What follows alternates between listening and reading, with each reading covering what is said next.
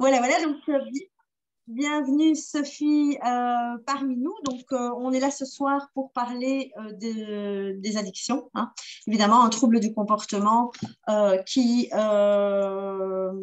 devient vraiment un phénomène de société puisqu'on a tous quelque part un certain type d'addiction, hein. Sophie, tu es là avec nous ce soir pour nous expliquer un peu le concept et nous aider à comprendre le mécanisme des addictions et également pour nous parler de l'hypnose, puisque tu es hypnothérapeute. Bienvenue, je vais te laisser te présenter. Eh bien, bonsoir à tous et à toutes. Donc, je suis Sophie Emario pour ceux et celles qui ne me connaissent pas. Donc, je réside à Corte-sur-Ciel dans le Tarn 81. J'ai un cabinet à Albi. Voilà, je suis hypnothérapeute humaniste, plus précisément. J'expliquerai justement quelles sont les différentes formes d'hypnose que je pratique et quelle est la différence entre l'hypnose ericksonienne et humaniste. Ça fait plus d'une dizaine d'années que je suis thérapeute.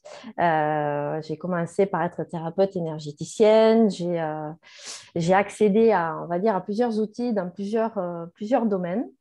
Et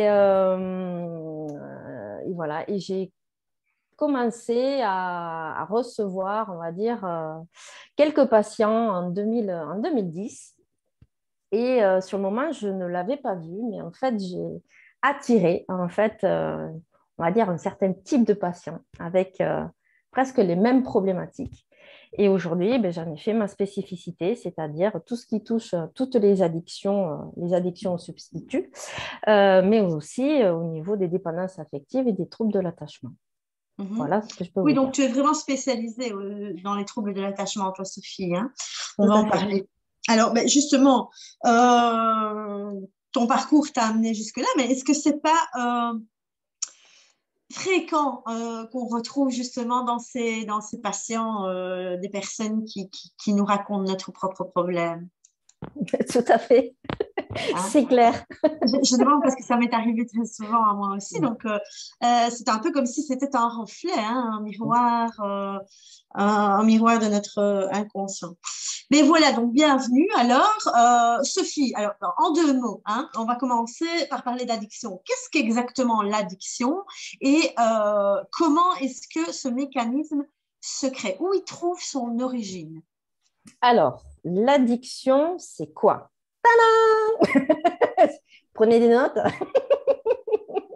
L'addiction, en fait, c'est un mécanisme d'adaptation. Au départ, c'est la recherche du plaisir.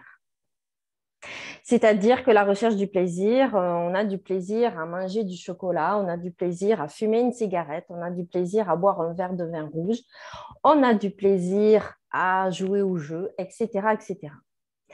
Ce qui se passe, c'est que l'addiction, elle est tout le temps dans cette quête de la recherche, de la satisfaction d'un besoin. Pour moi, l'addiction, la dépendance, c'est exactement la même chose. C'est au départ la quête du plaisir et la dépendance, c'est cette quête de satisfaction. Et la dépendance, c'est effectivement comment on sait qu'on est dépendant. C'est simple, hein, on enlève le produit et là, le corps, il commence à dire Donc, c'est cette quête, en fait, c'est d'aller vers ce sevrage, pardon, donc en lien avec la dépendance. Voilà. Mais oui, d'accord, mais comment est-ce que ça se passe au départ, au tout départ d'une création, hein, de l'addiction? Comment est-ce que ça se passe? On recherche un plaisir généralement pourquoi? Parce qu'il y a quelque chose chez nous qui ne fonctionne pas bien, on n'est pas content, qu'est-ce qui se passe? Alors, effectivement, il y a deux choses. La première, c'est que la quête du plaisir, elle est vraiment... le plaisir, c'est humain, en fait, hein. C'est vraiment un lien avec notre cerveau, c'est-à-dire qui est un lien avec la dopamine, hein, dans notre cerveau. C'est-à-dire cette quête de satisfaction, cette quête de récompense, en fait. C'est ça, la Mhm, dopamine. Donc, ça mhm, veut dire que c'est humain, c'est un état naturel. mhm, Ça, c'est la première chose. La deuxième chose, c'est que quand il y a effectivement, il peut y avoir des contrariétés, on peut vivre des contrariétés, on peut vivre des situations un peu compliquées, un peu difficiles, et on va rechercher aussi à travers ce plaisir. Et c'est là, à force de répéter le même comportement, qu'on finit par rentrer dans l'addiction et un peu plus tard dans la compulsion. J'expliquerai ce que c'est que la compulsion, quelle est la différence. Voilà pour expliquer. Oui, mais ok, donc oui, on essaie de fuir quelque chose, on essaie de trouver du plaisir, mais est-ce qu'il n'y aurait pas une origine émotionnelle beaucoup plus ancienne? Est-ce que ça ne viendrait pas de quelque part beaucoup plus profond dans le corps, en tout cas dans la mémoire corporelle? Oui. Comment est-ce que ça se passe? Parce que l'émotion qu'on ressent à l'âge adulte est frustrante, généralement quand ce n'est pas la première fois qu'on la ressent. Hein. On ne peut pas se frustrer d'une émotion qu'on découvre. Hein. Donc, comment est-ce que ça se passe? Est-ce que tu peux nous expliquer vraiment l'origine de l'addiction? Alors, effectivement, c'est que derrière l'addiction, il y a quoi? Il y a à la fois ce qu'on appelle un stress post-traumatique, donc lié à l'enfance, oui. et qui est aussi lié à... bien, je viens de perdre. Bon, ça va revenir. Pas de stress. Donc, c'est à la fois le stress post-traumatique et à la fois, eh ben voilà, ça revient, encore un blanc. Bon, ça va revenir. Hein. Je l'ai le mot, hein, mais je le dis tous les jours. Mais bon, là. Les blessures narcissiques, Sophie. Tu parlais de blessures narcissiques. Donc, justement, les premières blessures originelles qu'on vit lorsqu'on à la naissance, hein, très jeune, hein, dans un état vraiment de première enfance. Alors, ça me revient. Le stress post-traumatique et les troubles de l'attachement. Et les troubles de l'attachement sont liés aux blessures émotionnelles, sont liés aux blessures de l'enfance. Et effectivement, je parle de la blessure narcissique. Parce qu'en fait, la blessure narcissique, c'est la première blessure que le bébé vit. Parce que pour lui, c'est une question... comment j'ai écrit ça? C'est une question de... ça répond à la peur de mourir par manque d'attention, d'acte, de considération et d'affection de la mère. C'est ça la blessure narcissique. Principalement, les blessures narcissiques, quelles sont-elles? Est-ce qu'on peut peut-être en citer quelques-unes? Donc, il y a la blessure de rejet. Ensuite, qu'est-ce qu'il y a? L'abandon? Alors, nous avons la trahison. La trahison, oui. Le rejet, l'abandon, l'humiliation, l'injustice. L'injustice. L'injustice. Mais il y en a d'autres aussi. Moi, pendant le Covid, au moment où je me suis retrouvée toute seule, c'est là où j'ai fait connaissance de la blessure narcissique. C'est-à-dire que j'ai fait une régression intérieure et j'ai contacté la blessure narcissique, mais aussi la blessure de la maltraitance et la blessure de la non-reconnaissance, qui est différente de la blessure du rejet. Voilà. Ok. Et donc, à partir de là, qu'est-ce qui se passe? Tu parlais tout à l'heure de mécanismes d'adaptation. L'enfant veut s'adapter à cette situation et donc il cherche son plaisir ou sa récompense ailleurs. Oui. C'est-à-dire que l'enfant, il va s'adapter à son environnement extérieur. L'enfant va s'adapter à sa mère, à son père. Il va s'adapter au comportement de sa mère et de son père. Et il va s'adapter pour faire en sorte d'être aimé. Donc, pour être aimé, il va adapter des comportements. Et donc, c'est là où se mettent en place aussi, au fur et à mesure en grandissant, et notamment à l'adolescence, les fameux masques pour ne plus souffrir, en fait. C'est-à-dire pour cacher la souffrance, pour cacher les douleurs. Par exemple, si je te prends l'exemple de la blessure de l'abandon, parce que l'enfant s'est senti abandonné par sa mère. Alors, ça ne veut pas dire qu'elle a abandonné physiquement, ça veut dire qu'à un moment donné, elle était là sans être là. C'est une non-présence. Du coup, ça s'est tellement répété pour cet enfant qu'en grandissant, pour ne plus souffrir, il va porter le masque du dépendant affectif.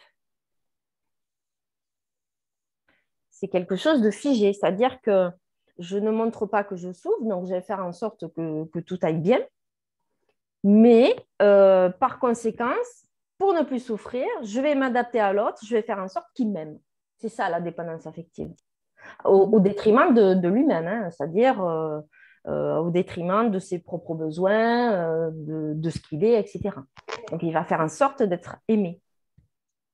C'est ça, la dépendance Absolument. affective. C'est un peu contradictoire parce que plus on mange, plus on grossit, moins on est aimé, évidemment. Hein, et donc, c'est un peu contradictoire. Ici, je parle du poids, mais on peut regarder peut-être avec l'alcool ou avec la drogue, c'est pareil. Hein. Oui, On se met dans un cercle vicieux qui n'est pas positif du tout pour nous, pour notre santé et pour notre entourage. Alors, tu parlais tout à l'heure justement du mécanisme. Est-ce que tu peux nous expliquer ce qui se passe au niveau cérébral et au niveau corporel quand on commence à mettre en place des mécanismes comme ça? alors, comment ça se passe? En fait, le circuit de la récompense, il fonctionne, donc, comme je l'ai dit, avec la dopamine. Pardon. Ce circuit existe de manière naturelle dans le cerveau. Et du coup, quand la personne va consommer de l'alcool ou des drogues, va produire encore plus de dopamine. Ça, c'est une chose. Ça marche dans ce sens-là, mais ça marche aussi dans l'autre sens. C'est beaucoup plus vicieux que ça. C'est-à-dire qu'en fait, le corps, c'est le corps en fait qui dirige la personne. C'est-à-dire que c'est le corps qui va dire j'ai besoin de mon verre de vin, j'ai besoin de ma clope pour me sentir mieux. C'est pas juste la personne qui va chercher le plaisir à l'extérieur, c'est aussi que à force, le corps, il est tellement contaminé, entre guillemets, il est tellement drogué, tellement shooté, tellement, voilà, le sucre, tout ce qu'on veut, euh, Dépendant. Donc là, ça devient dépendant. une compulsion. Alors, c'est ça la Voilà, différence entre voilà. l'addiction et la compulsion. Voilà, c'est la différence entre l'addiction et la compulsion. La compulsion, c'est ce que tu as dit tout à l'heure, c'est que ça fait énormément souffrir, ça devient même destructeur, c'est de l'autodestruction, c'est-à-dire que c'est plus fort que la personne qui essaie de se raisonner, c'est-à-dire que c'est le corps. C'est celle qui me fait lever de mon fauteuil pour aller chercher le Ferrero Rocher. Voilà, voilà, voilà. Et alors, Oui. j'ai une très bonne nouvelle à vous annoncer, c'est-à-dire que j'ai retenu qu'il y avait des personnes qui étaient addictes au sucre. J'ai été aussi addict au sucre, hein. Moi, ça a commencé très tôt, j'avais 5 ans, à tel point que j'ai fait des crises de foie, ça a été le chocolat, ça a été les bonbons, ça a été... voilà. Bon. J'ai une très bonne nouvelle à vous annoncer, c'est qu'en fait, dans le sucre, dans l'alimentation, on va dire industrielle, hein, n'est-ce pas, les gâteaux, les Ferrero Rocher, donc désolé, Calista, Pas de souci. même dans les pizzas toutes faites, etc., il y a de la cocaïne. C'est-à-dire, je m'explique, c'est-à-dire que le sucre blanc, ça équivaut à un rail de cocaïne. Mais quelle quantité de sucre blanc, pardon? Alors, tout dépend de combien de Ferrero Rocher tu manges, hein, on est bien d'accord. C'est-à-dire qu'en fait, admettons un Ferrero Rocher, tu as des toutes petites paillettes de sucre blanc. Le sucre blanc, c'est de la cocaïne. Dans les Oreos, à l'époque, je me rappelle, quand mes filles étaient plus jeunes, il existait les Oreos. Là, Comment le sucre blanc, c'est de la cocaïne? Tu peux m'expliquer ça parce que c'est important d'expliquer si Eh tu... oui, je vais l'expliquer. C'est-à-dire que en fait, le sucre blanc, il a été fabriqué pour que justement, ça soit source de plaisir. C'est un sucre raffiné. C'est-à-dire que c'est un sucre trafiqué. C'est pas un sucre naturel. Oui, Donc, donc comme tu le compares à la cocaïne, mais il n'y a oui, pas de cocaïne dans le sucre blanc, on est non, bien on est bien d'accord. d'accord, Hein. mais Oui, parce c'est qu'on va comparé à publier la... la Ouais, vidéo, donc il ne faut pas non, affoler les personnes. Donc il n'y a pas de non, cocaïne dans le sucre blanc, mais c'est effectivement, oui, comparé. C'est c'est comparé. exactement le même, ça provoque le même Oui, mécanisme dans le le corps, en tout même cas, mécanisme de dépendance, en fait. dépendant. Oui, tout à fait. Et donc, c'est pour ça qu'il y a eu des études qui ont été faites et effectivement, ils se sont aperçus que ça s'est comparé à de la cocaïne, à une drogue dure, en fait. Voilà, tout à fait.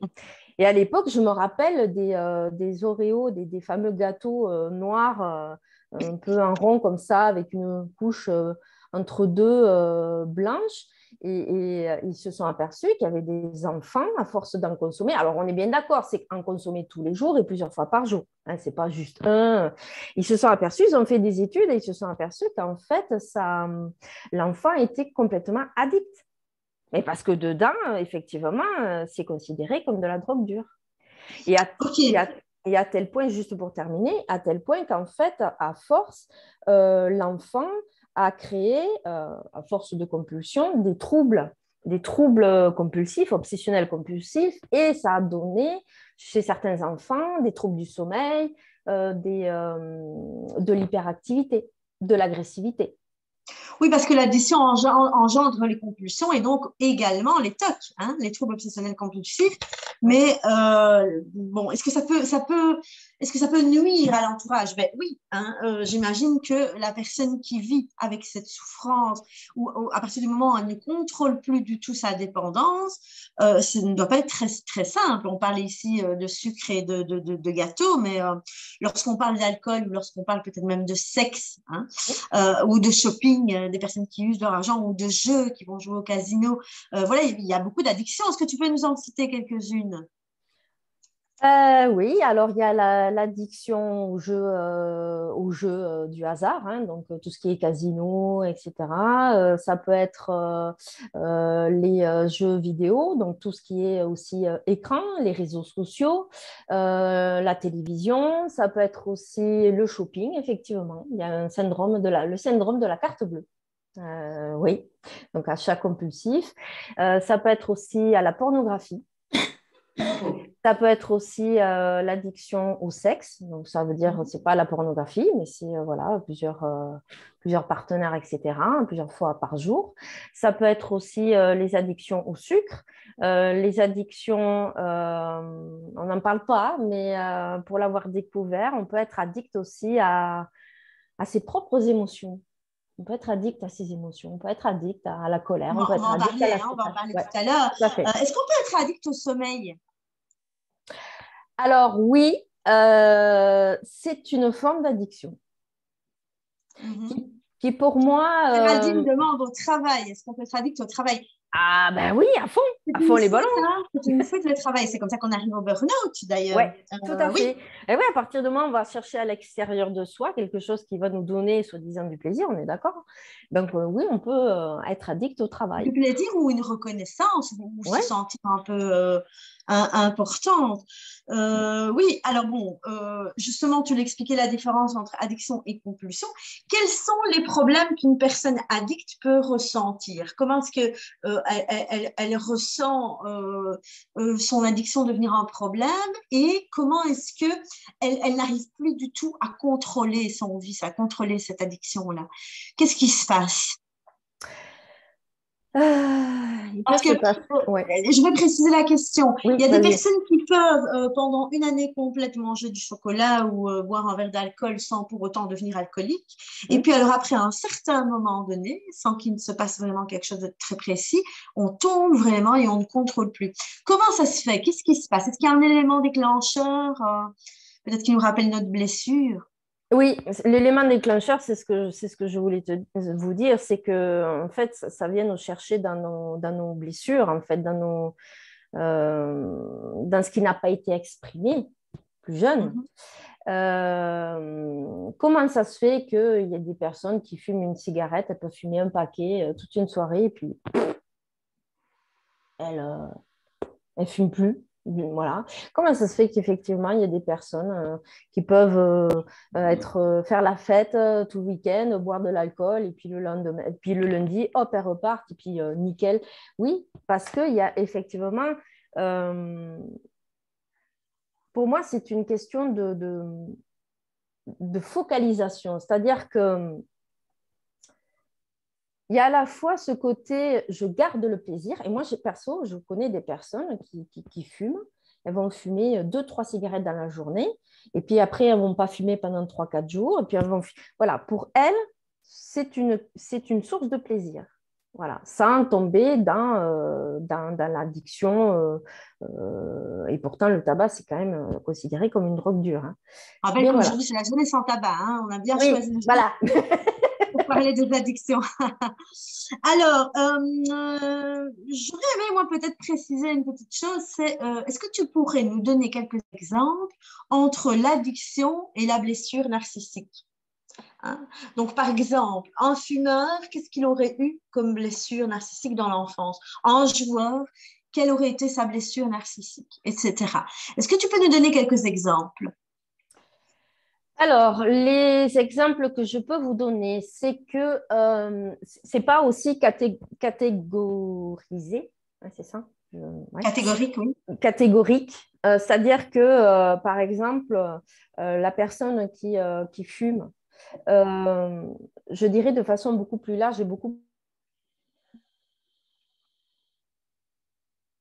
elle en fume à l'intérieur d'elle pour pas que ça ne s'exprime. Pourquoi elle en fume sa colère? Pourquoi elle en fume sa peur? Une personne qui tombe dans le sucre, qui est boulimique, qu'est-ce qu'elle nourrit comme émotion? Pour moi, c'est beaucoup plus large et plus vaste. C'est pas telle blessure qui fait que la personne tombe dans l'alcool. C'est beaucoup plus large et beaucoup plus vaste. C'est beaucoup plus complexe même. Parce Mhm.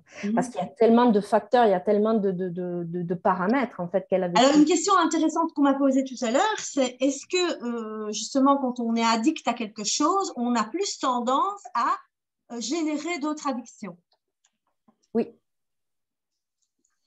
Oui, alors ça, pour l'avoir rencontré, tout à fait. Oui, oui, oui. C'est-à-dire que c'est un peu cette histoire de bon, ok, je suis accro au tabac, mais j'en ai un peu marre, mais je ne sais pas comment arrêter. Je vais quand même chercher autre chose Tu manges ailleurs. les Ferrero Rocher. Ben oui. Alors, oui, oui, non, mais Et il y a- c'est-à-dire que la personne, elle peut effectivement cumuler des addictions. Moi, j'ai eu des personnes qui venaient, j'ai une personne qui est venue me voir pour arrêter de fumer. Et en fait, non seulement elle fumait le tabac, mais elle fumait aussi elle fumait de la drogue, elle fumait du shit. Ben voilà, et en fait, en faisant l'anamnèse, hein, c'est-à-dire cette discussion où je lui posais des questions, en fait, elle avait pris conscience qu'à un moment donné, le tabac ne lui convenait plus parce qu'elle avait des troubles du sommeil. Du coup, elle s'était mise à fumer du shit. Alors justement, c'est la journée sans tabac. On dit que le tabac, ben, l'addiction au tabac, c'est plutôt un réflexe de succion qui n'a pas été tout à fait accompli. Est-ce que tu es d'accord avec ça? Oui, j'ai envie de dire aussi comme l'alcool. Comme Voilà. l'alcool, oui, tout ce qu'on porte à sa bouche, hein, Ouais, effectivement. tout à fait. Comme Ouais. l'alcool, etc. Donc c'est peut-être un problème, un enfant qui n'a pas été allaité correctement ou Ou qui... sevrer trop tôt, ou oui, Exactement. effectivement. Oui, par exemple. Mm. Et Mais donc, par... ouais. oui, Et pareil vas-y. pour la personne, pour la personne qui boit, c'est qu'est-ce qu'elle va noyer, ouais, qu'est-ce qu'elle noie à l'intérieur d'elle pour pas laisser s'exprimer en lien avec la tristesse aussi. Enfin, moi, je connais beaucoup de personnes alcooliques où il y a une forme de dépression, quoi, Ah oui, une grande tristesse profonde. tout à fait. Oui, C'est oui, un autosuicide, hein, un oui, petit peu, hein. Oui, oui. oui, c'est ça. Bien sûr. Alors bon, ben justement, quels sont les risques des addictions, Sophie, quand on en développe comme ça tous les jours et qu'est-ce qu'on fait subir peut-être à notre entourage? Comment est-ce qu'on se sent à l'intérieur? Alors, ce que je voulais dire aussi, c'est que par rapport effectivement aux addictions, donc vous avez bien compris, c'est qu'il y a des blessures profondes, hein, des blessures émotionnelles, les blessures de l'enfance. Et quand on nourrit, en fait, quand on alimente une addiction, c'est qu'on finit par s'enfermer dans un rôle de victime. Et parce que la personne, à la fois, ce qui se passe aussi dans sa psyché, c'est-à-dire que elle se sent complètement impuissante. Elle aimerait arrêter, mais elle n'y arrive pas. Donc, il y a ce sentiment d'impuissance. Il y a un sentiment de honte et de culpabilité aussi. Donc, cette compulsion qui est autodestructrice, qui est beaucoup plus fort qu'elle, hein, puisque c'est le corps qui en a besoin. Et au niveau de l'entourage, ça peut être effectivement destructeur. Hein, des couples qui divorcent, la perte de la garde d'un enfant, ça peut être aussi un accident de voiture, voire même il y en a qui y passent, enfin, voilà, qui finissent par passer de l'autre côté. Donc, et sans compter les problèmes physiques aussi. Mhm. Les Les problèmes de poumons, santé. Mhm. problèmes de santé large et vaste, quoi. Que ce soit les Tout à poumons, que ce fait. soit la peau, le foie. Tout à fait. Euh, Alors, avant d'approfondir au niveau spirituel, justement, l'addiction, je vais dire de petits mots et peut-être aussi expliquer ben, ce qui se passe comme processus au niveau mental. On va parler d'Ivanov. Hein.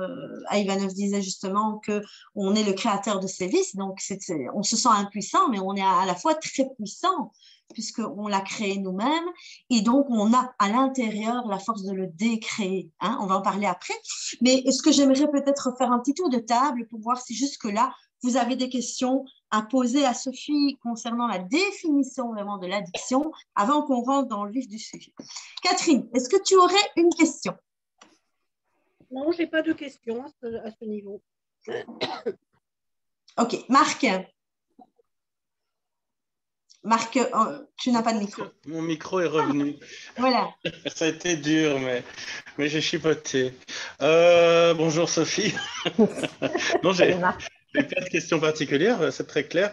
Je retiens que si on se sent mal, quand on arrête, c'est une addiction. Donc, il y a plein de choses, je suis content, où j'ai pas d'addiction parce que je peux arrêter facilement. Donc, c'est parfait. J'ai la petite pointe d'humour, Marc. Ouais. Géraldine. Pour moi, c'est clair. Ok, pas de questions. Donc, Florence.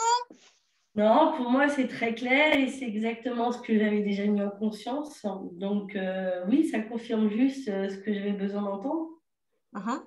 Carole, bienvenue. As-tu des questions? Non, et comme j'ai raté, je suis arrivée après, je re-regarderai ce que j'ai raté. Muriel. Tout parfait. Ok, super. Donc, on va continuer. Alors, voilà, donc justement, l'addiction, alors qu'est-ce que c'est? On parle de blessures narcissiques, on parle de blessures au niveau de cette incarnation-là, mais au niveau spirituel, est-ce qu'il n'y aurait pas comme une espèce de rappel karmique d'une blessure antérieure, Sophie? Est-ce que ça pourrait être possible? Oui, tout à fait. Oui. Quelque chose à régler, ce qui n'a pas été réglé, ce qui n'a pas été libéré, conscientisé, etc. Oui. C'est un peu comme si l'âme refusait son contrat d'âme. Et on sait qu'il y a plusieurs manières de refuser un contrat d'âme, notamment le suicide, mais l'autodestruction est également une manière de refuser son contrat d'âme. C'est-à-dire que quand l'expérience, la mission d'incarnation choisie est parfois trop dure à vivre au niveau réel pour la personne, eh bien, elle va commencer par refuser, être en déni total avec cette expérience et commencer par une autodestruction importante. Ça aussi, c'est à prendre en considération parce que c'est pas toujours des erreurs personnelles. Ça peut être aussi une blessure qui remonte de plus loin, qui remonte peut-être d'une vie antérieure ou qui remonte aussi d'autres générations au niveau karmique. Parce qu'on porte les blessures familiales, on porte le karma familial et ça peut également engendrer des faiblesses, en tout cas des tendances à l'addiction, à un réveil à ces blessures profondes. Alors, ça, c'est important. Alors, évidemment, on va parler d'hypnose aujourd'hui, puisque l'hypnose, ça nous permet de remonter à l'origine de ces blessures-là et de rentrer dans l'inconscient. Mais à part l'hypnose, est-ce que tu pourrais nous donner quelques exemples peut-être d'outils ou d'aides? Comment est-ce qu'on peut faire pour décider quelle est la première chose à faire pour décider de se sortir d'une addiction, Sophie? La première chose à faire, c'est déjà effectivement d'aller voir un thérapeute, de l'exprimer, d'en parler. Ça, c'est la première chose. Et de l'accepter et de l'accueillir. Alors, on est bien d'accord qu'avant de l'exprimer, c'est de sortir du déni de soi, c'est-à-dire de l'accueillir et de l'accepter. Ça, c'est la première chose. C'est le plus dur, il paraît que c'est le plus dur. Accepter, reconnaître qu'on est dans un non-contrôle, puisque l'être humain veut tout contrôler, et donc reconnaître le non-contrôle et reconnaître notre impuissance quelque part. Oui, c'est ça. C'est une étape très importante dans la guérison et en tout cas dans l'abolition de l'addiction. Alors, qu'est-ce qui se passe justement? Comment est-ce qu'on peut réussir à accepter ça? Comment on peut accepter? Comment on peut accepter? C'est une très bonne question, Calista. Comment on peut accepter? Comment est-ce qu'on arrive à accepter? Qu'est-ce qu'il faut? Qu'est-ce qui provoque qu'on se lève un matin et qu'on dise, ben voilà, ça en est trop pour moi, je dois me faire soigner. Comment ça se fait? Qu'est-ce qui se passe? À force de souffrir, en fait. à force de souffrir. Parce qu'il y en a marre à un moment donné de souffrir.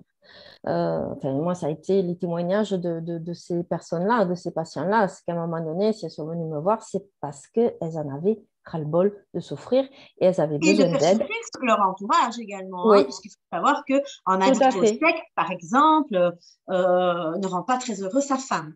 Voilà, donc c'est difficile à gérer au niveau familial, au niveau professionnel aussi, j'imagine.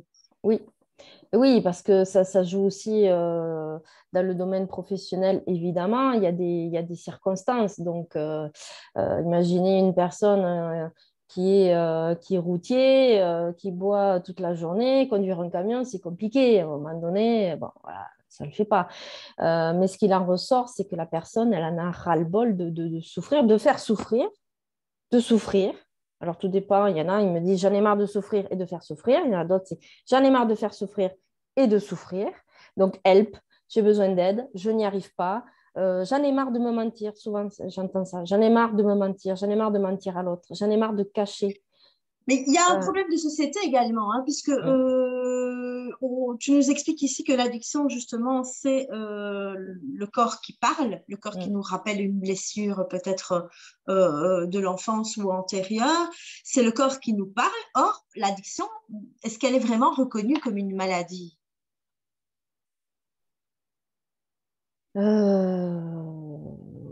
Je dirais que oui. Je dirais Oui. que oui. Quand on est alcoolique, on peut se considérer malade et on peut Oui. avoir des aides professionnelles pour ne pas perdre son travail, etc. Oui, oui. Oui. Oui, oui, la maladie s'incarne. Et d'ailleurs, tu parlais de la spiritualité, mais effectivement, il y a des personnes qui, dans cette vie, l'âme a quand même choisi aussi de vivre la maladie. Il n'y a pas que la maladie physique, il n'y a pas que le cancer, il y a aussi la maladie à travers les addictions, que ce soit la drogue, que ce soit l'alcool, que ce soit aussi Tout à fait. psychologique, psychiatrique. Voilà. C'est pour ça que je trouve très important d'en parler parce que c'est une Oui. vraie maladie, c'est un mal corporel et émotionnel.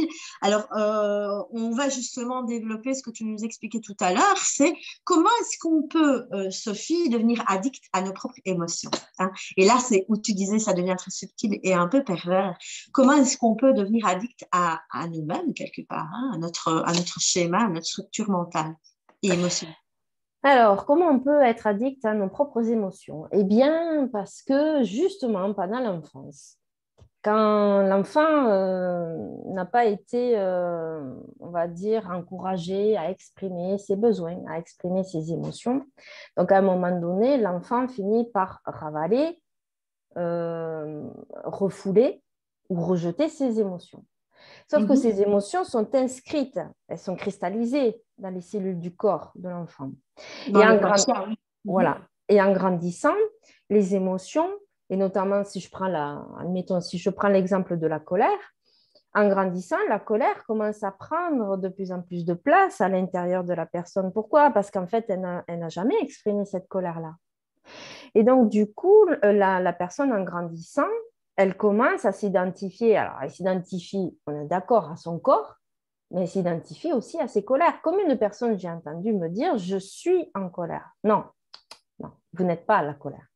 La colère, c'est une émotion, emotion, c'est-à-dire une énergie en mouvement qui est là et qui a un message à vous transmettre. Et tant que vous ne l'accueillerez pas, elle ne pourra pas parler, cette émotion. Alors, ça ne veut pas dire frapper dans les murs, frapper l'autre. Non, non, ce n'est pas ça. C'est juste l'accueillir parce qu'elle a un message. Et à l'époque où vous avez vécu telle situation avec papa ou maman, ça vous a mis en colère, oui, mais justement, cette colère, elle avait un message à vous dire. Donc, c'est pour ça que Et alors, on n'a pas exprimé cette colère-là. Et toi, tu dis, elle reste emmagasinée et on en devient accro. Alors, on a besoin de colère tout le temps. On devient colérique. Oui, oui. Je connais des personnes et ça a été mon cas jeune, à l'âge de 16 ans. J'étais assez rebelle. C'est pour ça que je peux en parler. Je ne connaissais pas autre chose que la rébellion et la colère. Confirme, pareil. Je ne connaissais pas autre chose. Moi aussi. Pour moi, c'était voilà. Mais après, bien sûr, quand j'ai commencé en 2000 à faire une thérapie, effectivement, c'est là où j'ai conscientisé qu'en fait, je m'étais complètement identifiée à la colère. Et je le disais, ouais, je suis en colère. Non, non, pas la colère. C'est une partie de moi qui vit la colère, mais cette partie de moi, elle n'a jamais été reconnue, elle n'a jamais été acceptée. Donc, ça permet aussi de prendre de la distance et ça permet aussi de se désidentifier des émotions et donc de sortir de l'addiction. Et l'addiction à la colère, c'est quelque chose que, oui, à force de vivre dans la colère, ben oui, j'ai fini par tomber dans l'addiction de la colère. Comme dans l'addiction de la peur aussi. Tout avoir peur. Oh, j'ai peur, j'ai peur, j'ai peur. Oui, il y a des personnes. Oui, oui, bien sûr. Oui, oui, oui. Donc, un besoin de protection permanente, je veux dire. Hein. Alors oui, donc tout ça, ça se passe, nous, on n'en est pas conscient, en fait. Hein, ça ne se passe pas au niveau conscient. Donc, ça se passe dans l'inconscient. Oui. On devient accro à ces émotions parce qu'on ne peut pas les exprimer. Oui, tout à fait. Et à l'intérieur, c'est comme un cercle vicieux, en fait. Moi, c'est ce que je vivais à l'intérieur, dans mon corps. C'est comme un cercle vicieux. C'est-à-dire que c'était plus fort que moi. Et la colère, elle était tout le temps là. Tant que je ne l'avais pas exprimée, tant que je ne l'avais pas accueillie, tant qu'elle était tout le temps là, mais sauf qu'elle prenait... Est-ce que tu peux nous donner un autre exemple? Est-ce qu'il y a d'autres types d'émotions pour lesquelles on peut devenir complètement accro? Eh bien, la tristesse. Par exemple, il y a des personnes qui aiment bien d'être tristes. Hein. Il y a des personnes qui aiment la tristesse. Oui, oui. Des personnes qui sont, alors bon, on dit dépressives, etc., voilà, bien dépressives, elles finissent par s'enfermer dans la tristesse. Mais elles finissent aussi par s'enfermer aussi dans le rôle de la victime. Comme moi, quand j'étais en colère, je m'enfermais dans le rôle du bourreau. Tout est interrelié aussi. Donc, il y a ce côté-là aussi, c'est-à-dire... Et on peut jouer les deux rôles en même temps. Oui, bien sûr. Voire même les trois. Donc, avec la solitude pourrait devenir une addiction alors, Sophie. Oui. Oui. Hein, les personnes qui ne supportent peut-être plus les autres, qui s'isolent, qui deviennent solitaires, c'est peut-être aussi un mécanisme de protection addictif. Oui, oui. Et c'est un lien avec la blessure du rejet. À force d'avoir vécu du rejet, ces personnes-là portent le masque du fuyant et le fuyant. Du rejet personnel ou familial. Oui, oui. Hein, parce qu'on répète qu'il y a quand même cette charge karmique qui redescend sur nous. Hein. Donc, c'est important de bien préciser ça. OK. Oui. Alors, bon, on va rentrer dans le sujet, hein, l'hypnose. Comment est-ce que l'hypnose peut nous aider à peut-être extérioriser cette émotion, en tout cas, et à comprendre nos addictions et soigner nos addictions?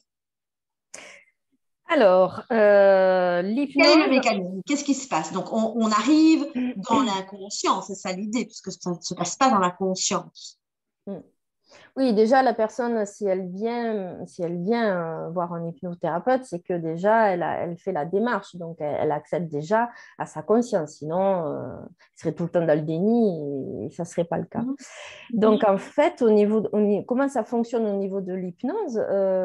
Bien justement, l'hypnose permet, et notamment dans l'hypnose thérapeutique, l'hypnose, ce qu'on appelle l'hypnose ericksonienne, la nouvelle hypnose, c'est-à-dire qu'en fait, l'hypnothérapeute, par rapport à la problématique de la personne, au niveau de l'addiction, que ce soit l'alcool, le jeu, le sexe, le tabac. Donc, du coup, l'hypnothérapeute va justement suggérer indirectement au subconscient de la personne. Donc, c'est-à-dire qu'elle va justement parler à son subconscient et pour déprogrammer le comportement addictif de la personne. Voilà. Ça, c'est une chose. Oui, moi je fais une petite parenthèse, je vis en Espagne et il y a une émission en Espagne qui s'appelle El Miedo, donc c'est les peurs. Et en fait, c'est basé là-dessus. Ce sont des personnes, des stars internationales qui ont des peurs, des phobies très profondes, très importantes, qui handicapent principalement la vie. Hein, et donc, elles se rendent à cette émission-là et elles se font hypnotiser. Hein. Donc, on voit qu'elles essayent d'affronter des situations qui sont en rapport avec leur peur. Elles n'y arrivent pas et donc elles vont trouver cet hypnothérapeute de la chaîne télévisée et il les hypnotise. Et donc, on voit vraiment le mécanisme, on voit l'émotion qui sort, hein, le pourquoi une personne a peur peut-être de prendre l'avion ou a peur de se retrouver tout seul dans un ascenseur. Des choses comme ça. Et alors, on voit que ça revient effectivement, comme tu le disais, souvent de l'enfance et qu'après cette séance d'hypnose, elles ont déjà moins peur. Donc, ça ne se passe pas effectivement tout en une séance, mais on voit déjà un résultat. Donc, c'est vraiment le fait de pouvoir exprimer cette émotion-là, comme tu le disais tout à l'heure, qui est important. Tout à fait. Tout à fait. Mhm. Et l'hypnothérapeute va justement utiliser ce qu'on appelle, dans les suggestions indirectes, elle va utiliser des métaphores par rapport à ce que vit la personne. Si c'est, admettons, pour arrêter de fumer, elle va utiliser des métaphores. C'est-à-dire qu'elle va utiliser le pub qui sent la nicotine. Enfin, voilà, pour que vraiment la personne finisse. Donc déjà, elle reçoit. Et puis, petit à petit, effectivement, il va se passer quelque chose à l'intérieur d'elle où elle n'aura pas envie de refumer. Voilà. Ça, c'est ce qu'on appelle des métaphores dans les suggestions indirectes, par exemple. Mhm. Et donc, comment ça se passe? Je suis addict, je viens trouver un hypnothérapeute. Quel est le mécanisme qui va engendrer? Qu'est-ce qui va se passer dans ma conscience, dans mon inconscient? Qu'est-ce qu'il va faire exactement au niveau cérébral? Qu'est-ce qui se passe? Alors, il y a deux choses. C'est-à-dire que si je m'arrête à l'hypnose thérapeutique, je vais utiliser un protocole qui va permettre de déprogrammer le comportement. C'est juste de déprogrammer le comportement. Donc, ça veut dire que la personne, elle rentre en induction hypnotique, donc elle est dans un état de conscience dissocié. Et comme elle est dissociée, du coup, moi, je vais parler directement à son subconscient. Ça, c'est une chose. Mais il y a des fois, je vais, en discutant justement avec la personne, ce qu'on appelle l'anamnèse, c'est-à-dire je vais lui poser toutes les questions nécessaires, je vais déceler que souvent, ce n'est pas juste déprogrammer le comportement, c'est aussi aller plus profondément parce que je vais capter des blessures, parce que je vais capter un stress post-traumatique, etc. Et là, je peux aussi le travailler en hypnose humaniste. Oui, c'est là ma question. Alors, la personne, généralement, elle ignore la blessure originelle. Qu'est-ce qui se passe dans son inconscient, puisque tu l'ignores aussi, sa blessure originelle, qu'est-ce qui se passe dans son inconscient qui fait que, automatiquement, elle va sortir toute seule?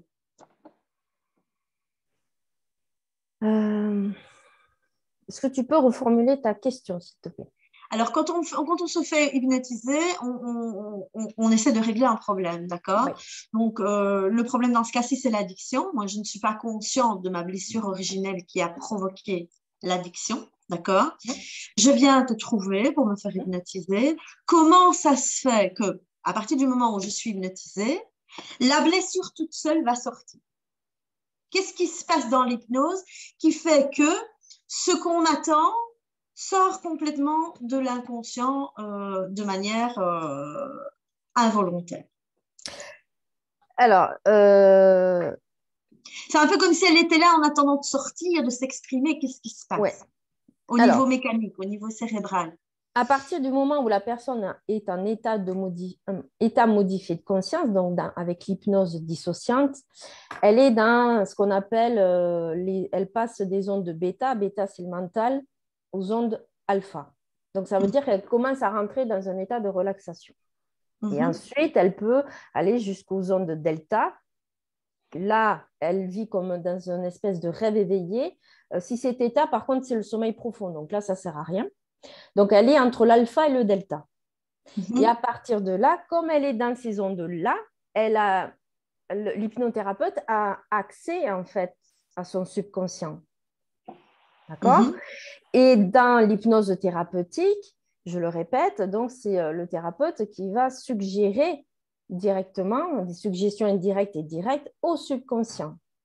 Mais il y a toujours un état de sauvegarde pour la personne. Ça veut dire que je ne peux pas demander à la personne, on n'est pas dans un spectacle de Mesmer, on est bien d'accord. C'est-à-dire que je ne peux pas demander à la personne d'aboyer si la personne n'est pas OK avec ça. Parce qu'à un moment donné, elle a toujours cet état d'alerte.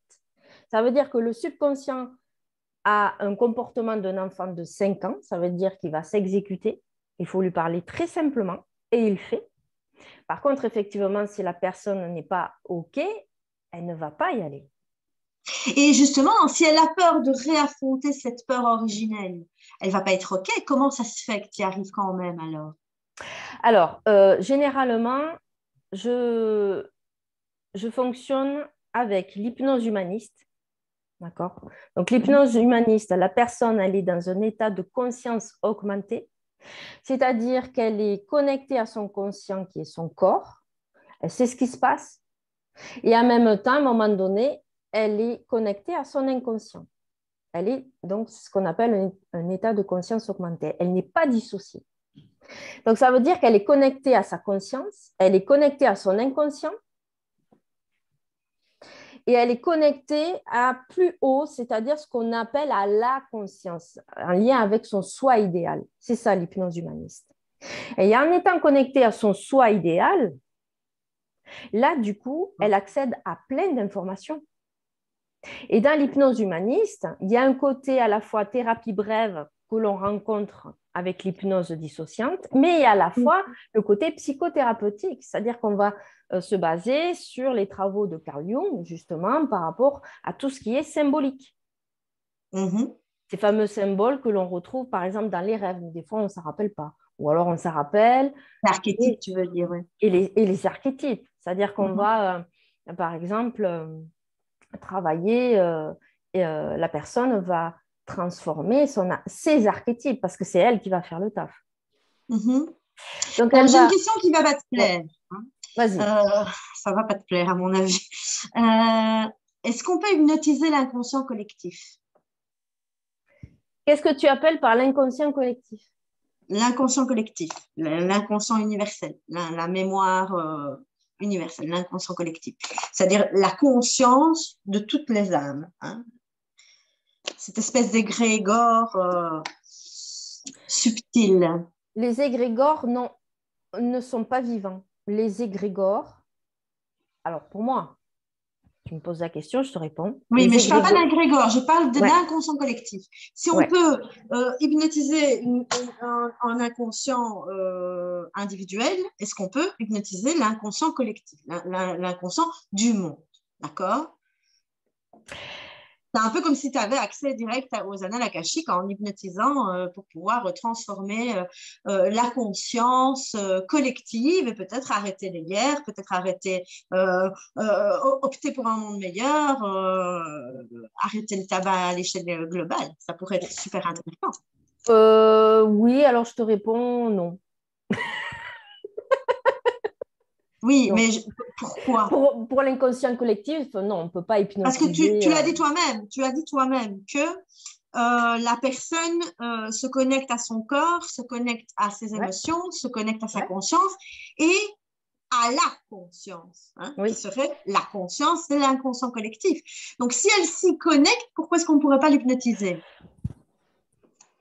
C'est une très bonne question, mais je t'avoue que là, je n'ai pas la réponse. Et puis ça je t'avoue, ça ne m'intéresse pas. Enfin, c'est pas... Tu n'aimerais pas ma question. Hein.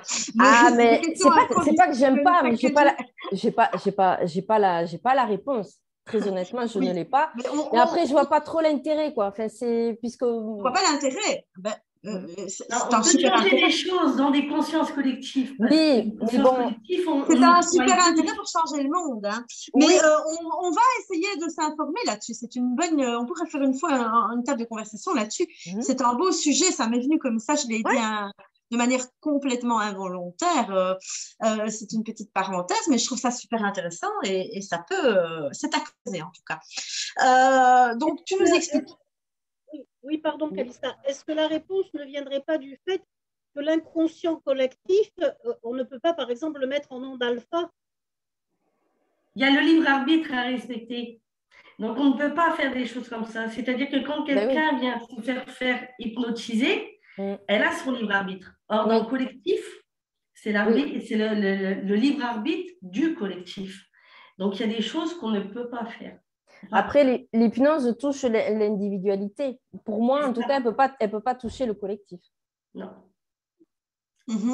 Voilà ce que je peux te donner comme réponse. Alors, moi, j'ai l'habitude de travailler dans le collectif, par le biais du quantique que je fais. On transforme énormément de choses, on change énormément d'algorithmes, mais on ne peut pas aller au-delà du libre arbitre. Et dans le collectif, il y a aussi un libre arbitre. Oui, bien sûr, tout à fait, ça, je suis tout à fait d'accord. Mais il y a des hypnotiseurs qui arrivent à hypnotiser des groupes. Oui, mais ils sont tous en accord. Ils viennent. Là, ils sont en accord. Ils sont avec leur libre arbitre. Même s'ils sont en groupe, c'est on ne peut pas hypnotiser quelqu'un contre sa volonté personnelle. Oui. C'est ça qu'on veut dire. Oui, tout à fait. Oui. C'est important de préciser ça. Oui, donc, un alcoolique, un addict qui n'a pas envie de reconnaître qu'il est addict ne peut pas utiliser l'hypnose comme thérapie pour s'en sortir ou pour se soigner. Tout à fait. Il doit vraiment reconnaître que... Oui, c'est comme si une personne, si elle n'est pas prête à arrêter de fumer, je ne vois pas l'intérêt. Et alors, est-ce que le mental et le corps, moi je pose beaucoup de questions parce que c'est le but, c'est une table de conversation, est-ce que le mental et le corps ont un rapport direct dans l'hypnose? J'imagine que oui. Et donc, est-ce que l'hypnose pourrait également servir à reprogrammer les cellules? Alors, moi, en tout cas, ce que je remarque en hypnose humaniste, c'est qu'il y a un avant et un après. C'est-à-dire que c'est de suite, juste après, à la fin de la séance, où déjà physiquement, la personne, elle vit un changement. Donc, si elle vit un changement, effectivement, pour le vivre aussi, pour avoir reçu des séances d'hypnose, effectivement, il y a une transformation. Et comme il y a une déprogrammation, reprogrammation, donc il y a un changement cellulaire qui se fait.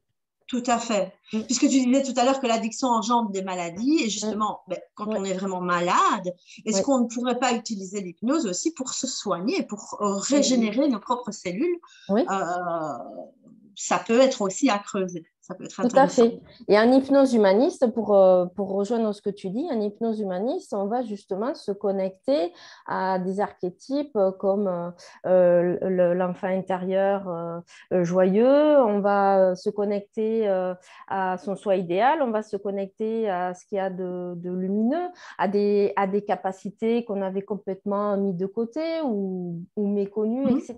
Donc oui, dans ce sens-là aussi. Donc on ouvre son potentiel en fait, on se réveille tout neuf. C'est ça, des potentiels, oui. C'est ça. Alors, est-ce que quelqu'un veut intervenir? Catherine, est-ce que tu peux intervenir?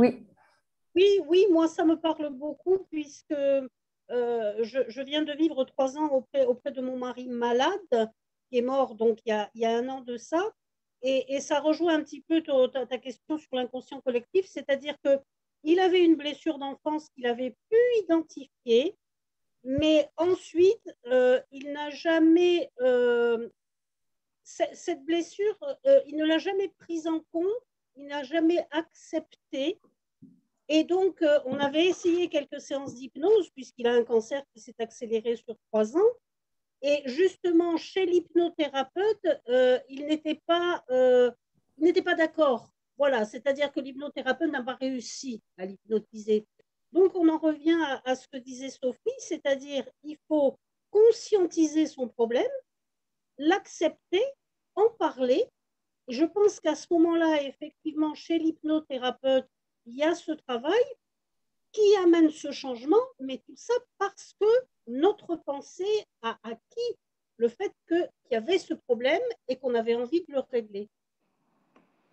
Pourtant, dans des expériences, j'aime bien à poser des questions, excusez-moi, mais j'ai vu des expériences scientifiques où ils hypnotisent des personnes pour faire des militaires, pour en faire des soldats, des armées, contre leur volonté. Comment est-ce que c'est possible, ça? Est-ce qu'il n'y a pas de la médication derrière? Oui. Il n'y a pas pour accéder parce que non, enfin, moi, je ne suis pas une professionnelle de l'hypnose, hein, mais je travaille beaucoup dans tout ce qui est inconscient, conscient et sur les 7 niveaux de conscience. Et comme disait Sophie, il y a toujours une période où on reste dans l'alerte, sauf si derrière, il y a une médication. Alors là, dans ces cas-là, on peut modifier et on peut faire certaines choses. Mais bon, pour moi, on n'a pas le droit de le faire. C'est sûr. Et donc, on respecte le libre arbitre de l'unité. Mais oui, je pense que si on force, je pense que de toute façon, il y a possibilité de tout faire. Ça, donc, le témoignage de Catherine est très intéressant parce que justement, il nous confirme qu'il faut être d'accord avec l'hypnose, en fait, pour pouvoir bénéficier de ses avantages. Alors, sur la deuxième partie, les animaux de cirque notamment et les animaux qu'on veut utiliser comme les éléphants en Asie et autres, c'est à partir de privation et de souffrance qu'on les met en état de résignation acquise. Ça me fait penser un petit peu aux soldats là, dont parlait Florence. Et donc, cet état de résignation acquise provient d'une destruction de certains axes de neurones, c'est-à-dire la souffrance et la privation créent un espèce d'état de léthargie qu'on peut comparer à des zombies, et on peut leur faire des tas de choses. Les soldats les envoyaient à la guerre, des éléphants sauvages portaient des humains. Donc, alors on dit que l'être qui subit ça est déconnecté de son âme. Donc voilà, ça, sans rentrer dans le détail, j'ai l'impression que ça rejoint ce que disait Florence. Disons qu'à force de répéter, parce que l'hypnose, alors moi je tiendrai à dire quelque chose aussi par rapport à l'hypnose, c'est qu'à force de répéter et de mettre la personne en état de sidération, effectivement, c'est-à-dire dans un état de peur et de souffrance, et que ça se répète, il peut y avoir aussi de la médication, ça c'est clair. À force, oui, à un moment donné, la personne commence à faiblir dans son énergie, elle commence à ne plus pouvoir réfléchir par elle-même, parce que c'est le but, en fait. Si ces personnes-là sont envoyées en guerre pour être des soldats, des guerriers, des tueurs, effectivement, à un moment donné, au fur et à mesure, ces personnes-là vont lancer des messages subliminaux, et par tous les moyens. Et c'est ce que l'on vit aussi tous les jours, quelque part. Tout à fait. Hein. Oui, parce que les messages subliminaux, ça pourrait être une belle table de conversation aussi, ça. Hein. Tout à fait. Et juste, Calista, par rapport à l'hypnose, en fait, on est tous hypnotisables. Je vais vous donner des exemples. Par exemple, quand vous regardez un film, vous êtes pris par le film. Vous vous sentez complètement dans le film. C'est une forme d'hypnose. Quand vous lisez un livre, c'est pareil. Tout d'un coup, vous avez l'imaginaire qui se met en action. Vous êtes une espèce de transe, non? Comme quand on conduit, de transe, on est là, mais on n'est pas encore là. Sur l'autoroute, et tout d'un coup, mince, j'ai oublié la sortie. J'ai loupé la sortie. oui, ça arrive à tout le monde. Ça. Voilà. Donc, nous sommes tous hypnotisables, en fait. Après, il y a la manière d'hypnotiser. Quelle est l'intention d'hypnotiser? Moi, perso, j'ai choisi ma façon d'hypnotiser. Hein, voilà. C'est d'être dans l'alignement et le juste. Après, quand on voit… Oui, bon, et moi, je pose des questions parce que c'est intéressant d'aller approfondir un peu le sujet. C'était une très bonne question, effectivement. Pour ceux qui ne connaissent pas. Alors, Marc, est-ce que tu veux intervenir? Effectivement, parfait. Oui, ça va prendre une petite demi-heure. J'ai pris plein de notes. Oui, je te garde pour la fin, Marc. Non, je rigole. Non, mais j'ai différentes dans choses. Dans la fulgurance du tarot, il y a aussi une espèce de transe qui arrive comme ça à l'imprévu. Hein. Oui, pour moi, les gens quand je fais une consultation de tarot, les gens sont en légère hypnose. Enfin, je constate ça simplement parce que ce que je dis quand je tire les cartes est plus percutant que si je le dis sans tirer les cartes. Donc, je vois que ça a plus d'effet. Donc, je considère qu'il y a moins de blocage. Et comme j'ai vécu 18 ans avec une hypnothérapeute ericksonienne, je connais un petit peu l'hypnose. Et de fait, il y a une légère transe. C'est très léger. Hein. Si on demande aux gens qui sont venus en consultation, est-ce que vous avez été hypnotisé? Ils vont dire non. Mais il y a un état d'hypnose. Mais l'état d'hypnose, en fait, le but de l'état d'hypnose, c'est un outil que va utiliser le thérapeute. Moi, je l'utilise de façon je fais pas une induction hypnotique, je vois qu'elle est induite automatiquement, mais c'est avant tout un état qui permet de parler avec l'inconscient. Oui. Parce qu'il y a moins de blocage, parce qu'il y a des choses qui sortent. Et donc, en consultation, les gens vont me parler de choses qui n'ont peut-être dit à personne depuis 10 ans, quoi. Et tout d'un coup, ça sort parce qu'il y a une facilité, il y a quelque chose qui se débloque. Avec son choix idéal, comme disait Sophie tout à l'heure, je pense que c'est un rapport avec le choix idéal. Je ne sais pas, mais en tout cas, il y a des blocages, il y a des barrières qui tombent ou des barrières qui disparaissent. Et donc, on a accès à une information qui est là, mais qui est bloquée normalement. Pour moi, c'est comme ça que ça fonctionne. Après, par rapport à ta question sur l'inconscient collectif, pour moi, c'était pas très clair parce que pour moi, on n'hypnotise pas l'inconscient. On hypnotise une personne et on a accès à son inconscient. Donc, hypnotiser l'inconscient collectif, pour moi, ça ne voulait rien dire. Donc, je ne sais pas ce que tu voulais dire exactement. Ou alors, la question, c'était, est-ce que si on accède à l'inconscient collectif, que ce soit par les mémoires akashiques, que ce soit par de la transe, que ce soit par… expliqué, bien sûr, oui, oui. Si on accède, est-ce qu'on peut influencer globalement J'ai cité les mémoires akashiques, d'ailleurs, effectivement. À partir du moment où elle disait la conscience, mais si on y a accès, est-ce qu'on peut aller hypnotiser ça? Est-ce qu'on peut transformer? Mais on n'hypnotise pas l'inconscient, on hypnotise une personne pour avoir accès à son inconscient. Donc, hypnotiser quoi pour avoir accès à l'inconscient collectif? C'est ça. C'est pour ça que je pense que Sophie parlait d'égrégore. À partir du moment où on arrive à capter l'inconscient d'une personne et qu'on est capable de programmer, hein, comme disait tout à l'heure Sophie, déprogrammer un mécanisme. Hein, elle arrive dans l'inconscient, elle déprogramme un mécanisme. Est-ce qu'on peut le faire sur le collectif? Ça, c'était ma question. D'accord. Ça se fait, mais de façon différente. Mais alors, pour moi… Exactement. Ça fait de conscience collective, mais… Alors, pour moi, ce n'est pas vraiment une déprogrammation, c'est une réorganisation qui se fait de façon quasi automatique. Donc, oui, au niveau collectif, on peut le faire, mais quelle va être l'influence sur les gens? J'en sais rien. Ce n'est pas parce que tu modifies l'inconscient collectif que tout le monde va tout d'un coup se trouver de se transformer. Ah non, mais elle change au fur et à mesure. Donc, au fur et à mesure où elle change, les gens se connectent à eux sans le savoir. Et dans le futur… Ça serait chouette qu'on mette un témoignage. Les gens vont changer. C'est ce qui se fait par les gens qui s'éveillent tout naturellement. Oui, c'est ça. En travaillant, en œuvrant sur nous, nous changeons le collectif. Oui. Il y aura beaucoup moins de choses. Et puis les gens seront plus dans le collectif éveillé. Non, mais pour moi, c'est un travail individuel, c'est ça que je veux dire. Je ne vois pas, parce que c'était un peu la tendance, je dirais, des religions traditionnelles. On va passer notre message et il va descendre. Très bien. Alors qu'aujourd'hui, c'est plutôt le contraire, c'est qu'on encourage les gens à travailler sur eux, justement à s'améliorer, à laisser de côté les blessures, les blocages, les peurs, pour se transformer au niveau individuel. Et c'est ça, pour moi, qui va avoir de l'effet dans le collectif.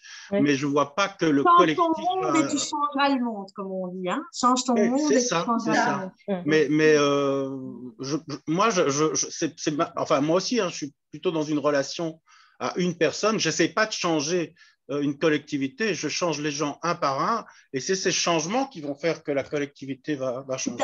Quand je dis je change les gens, je ne change pas les gens, j'aide les gens à changer, parce qu'il n'y a pas de… Marc le magicien. Hein? Ouais, ça c'est vrai. D'ailleurs, là, voilà, je vais vous envoyer une onde bienfaisante. Est-ce que vous êtes tous beaucoup mieux là, tout d'un coup? Ah, super. Ouais. Alors, Florence, est-ce que tu veux intervenir? Oui, moi je voulais juste confirmer réellement à Sophie que c'est vraiment, par le biais de l'hypnose, on peut vraiment déprogrammer et sur plein de plans différents. C'est-à-dire que, moi quand je fais des soins aussi bien sur l'être, sur le multidimensionnel, sur l'akashique et dans les plans parallèles. Je vais me balader partout. Et, oui, donc tu interviens sur l'akashique. J'interviens sur l'akashique, mais sur les plans parallèles qui vivent aussi actuellement. C'est-à-dire qu'on a la possibilité, on est des êtres multidimensionnels et on peut se balader, on a des vies parallèles. Donc voilà, j'interviens là-dessus. Et j'ai eu plusieurs séances d'hypnose par rapport à la cigarette et par rapport à mes souffrances. Hein. C'est pour ça que maintenant, j'arrive à ne pas fumer pendant X temps. Et enfin, il n'y a plus cette dépendance comme avant.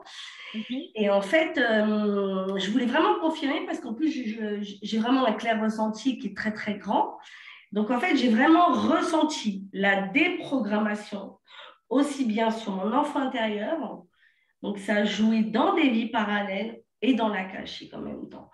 Pour réinformer tout de suite différemment. Donc, en fait, l'hypnose est vraiment un très bon outil. On ne peut pas aller au-delà. C'est vraiment... Moi, je le fais d'une autre façon, par le biais du son. Mais l'hypnose, c'est juste extraordinaire.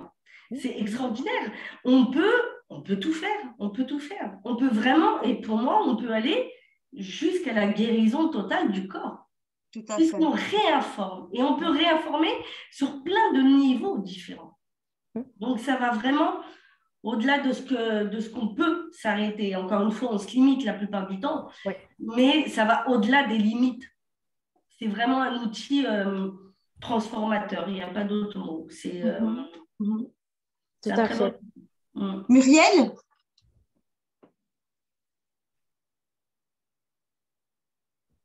Muriel, tu veux intervenir? Non. Carole?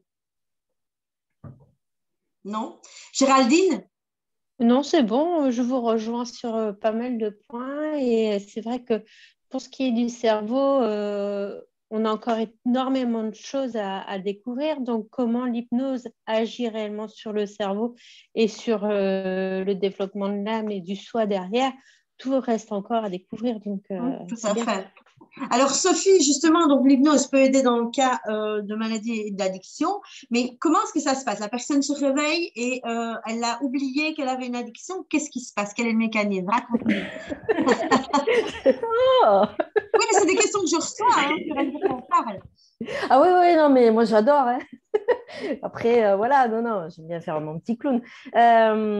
Alors, elle vit dans un...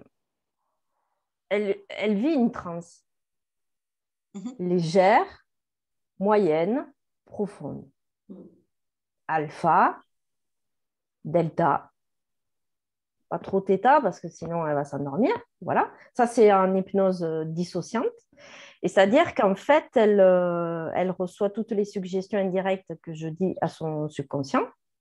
Et effectivement, à la fin de la séance, il y a ce côté waouh, de réveil. Après tout le monde est différent, hein, attention. Tout le monde est différent comment il reçoit l'hypnose. Ça, c'est l'hypnose dissociante. Lorsqu'elle se réveille, elle se souvient de tout ce qui s'est passé ou pas forcément? Non. Pas forcément. Pas forcément, et je dis que alors il y en a qui vont sur le moment me dire ah oui j'ai entendu ça, mais bon c'est très elles se souviennent pas de ce qui a été dit de A à Z, ça c'est clair. En hypnose humaniste, la personne, comme elle est dans un état de conscience augmentée, donc elle n'est pas dissociée, elle capte tout. Et quand elle ouvre les yeux, donc en plus en hypnose humaniste, la personne, elle est assise. C'est-à-dire qu'elle a les pieds connectés à la terre. On peut faire même une hypnose humaniste debout, tout dépend de ce qu'il y a à travailler. Et du coup, quand elle ouvre les yeux, pouf! Du coup, c'est ah ok, je reviens. Alors oui, il y a ce côté, j'ai voyagé, mais c'est un peu différent. C'est un peu différent. Et dans l'hypnose dissociante, la personne, soit elle est assise, soit elle est allongée. Voilà. Et quand elle est allongée, bien souvent, elle part, quoi. Elle part, mais pas endormie, quoi. Elle part en transe. Et alors, après ça, donc, l'addiction a disparu ou elle va faire plusieurs séances? Alors, au niveau de l'addiction, moi, j'ai des personnes qui ont arrêté au bout de la première séance. J'ai des personnes, par exemple, pour le tabac, qui ont arrêté au bout de la deuxième séance. Pour ce qui est de l'alcool, c'est à peu près pareil. C'est voilà, au bout de la deuxième séance. Mais il y a une séance qui va permettre, en fait, qui va permettre de déprogrammer le comportement addictif. Et il y a aussi une autre séance qui va permettre d'apporter plus de sérénité, justement sur l'état émotionnel, en fait. Parce que bien souvent, c'est l'état émotionnel qui fait qu'on arrive dans un comportement addictif. Donc, ce qui est important, c'est d'aller un peu plus en profondeur aussi. Voilà. Et qu'est-ce qui est plus facile, en tout cas, qu'est-ce qui est plus rapide au niveau des séances, les substances ou l'émotionnel et l'attachement? Prenons l'exemple d'une victime de pervers narcissique qui est complètement dépendante affective.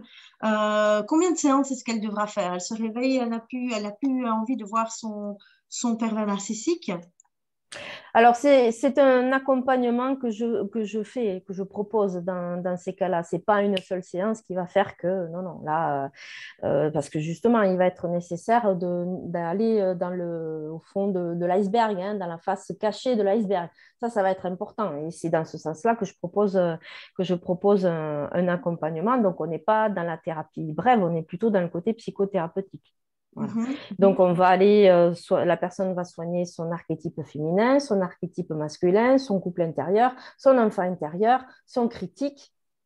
Elle va du coup aussi soigner ses blessures, faire connaissance avec la blessure principale, entre guillemets, pour elle, que ce soit narcissique, que ce soit l'abandon. C'est important. Et imaginons j'ai eu tout à l'heure une personne qui m'a écrit, et c'est très intéressant, une victime de traumatisme intense. Ça peut être un viol, ça peut être, je sais pas moi, un meurtre ou un accident d'avion, peu importe. En tout cas, un traumatisme super important qu'on refoule, hein, généralement. Je sais pas moi, être des enfants maltraités dans l'enfance ou bon, peu importe. Qui ignore ce traumatisme refoulé. À partir du moment où elles revivent cette sensation dans l'hypnose pendant la séance, qu'est-ce qui se passe? Est-ce que après leur vie, elles ne risquent pas de tomber complètement en dépression ou en tout cas, comment est-ce que tu proposes tes accompagnements? Parce que c'est très généralement ce type de trauma qui est à l'origine aussi des addictions. Tout à fait. Alors là, j'irai plus loin, c'est-à-dire qu'admettons, une personne a été victime d'un viol pendant l'adolescence. Donc, effectivement, on va aller faire une régression, mais le but de la régression, c'est qu'elle ne va pas revivre la souffrance. Et ça, j'y tiens. Et c'est ça qui me plaît dans cet accompagnement. Le but, c'est pas qu'elle revive toute la scène, c'est pas ça. On fait une régression, elle va juste... en fait, elle va voir la situation, mais juste avant de vivre la situation, je vais l'aider à prendre de la distance, c'est-à-dire à se dissocier. Donc là, on est dans l'hypnose dissociante, d'accord? Donc, elle prend de la distance. Et après, il y a tout un travail de réparation, etc., etc., etc.